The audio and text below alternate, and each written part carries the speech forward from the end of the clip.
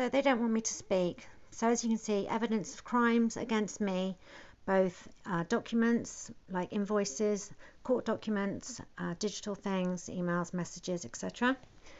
Okay, identity theft, forged power of attorney, I'll show you that one in a minute. Tax fraud, my DigiD code was created by my... I'm recording here, they don't... Okay, so I've got evidence. I can't type this up because they have me under illegal surveillance. I'm probably the first person that worked it out that all of these court papers are not real, because, you know, I had the sense to look into it. And it's quite funny that in the legal aid paperwork, my apparent attorney is actually his attorney, sorry, his lawyer, is the lawyer who is supposed to be representing me, although I never spoke to her except once, which was to give her a whole load of information. I mean, can anyone tell me if the email address to the Rexbrec is es.alur? Oh my god, it's just so long, it's totally ridiculous. There we go. They don't even have, I mean, this one came the other day. It's quite funny because it's got my address 9AF, and then on this bit it's got the correct postal code DL. Okay, it was sellotaped, not signed. It says there's one page, there's actually two. I mean, no address on there. I mean, apparently I'm going to get arrested for something. Absolute nonsense. It's entrapment.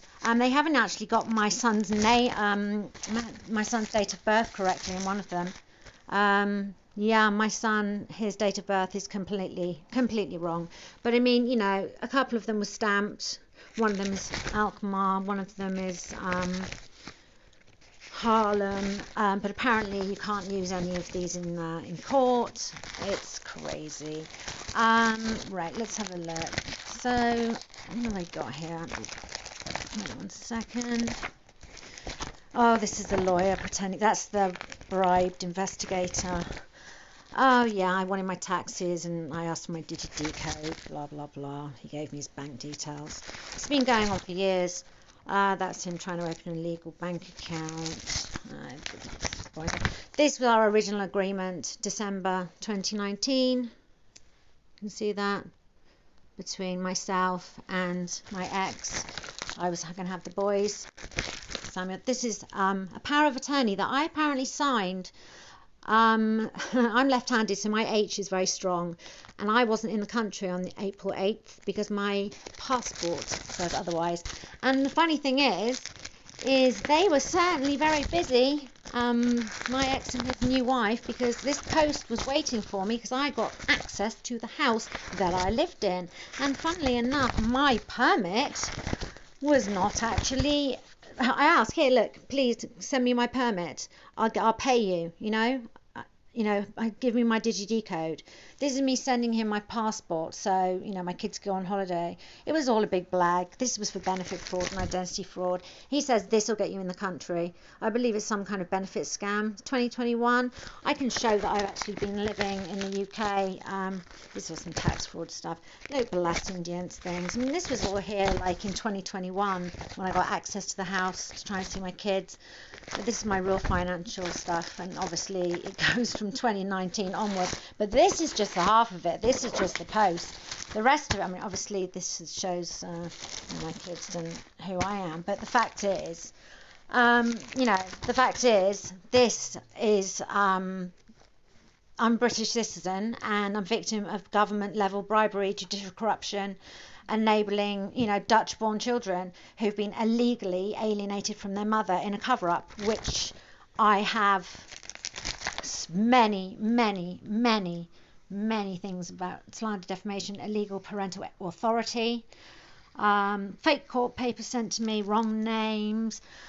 It just goes on: extortion, tenancy fraud, revenge porn. It goes on and on and on and on. Refusal to give back my residence permit. I don't know what the hell is going on, but you know what? I've had enough. I'll tell you that much. I have had enough.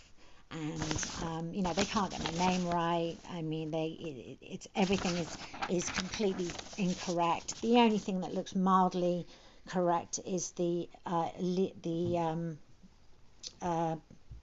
legal aid, and yet none of it had anything to do with.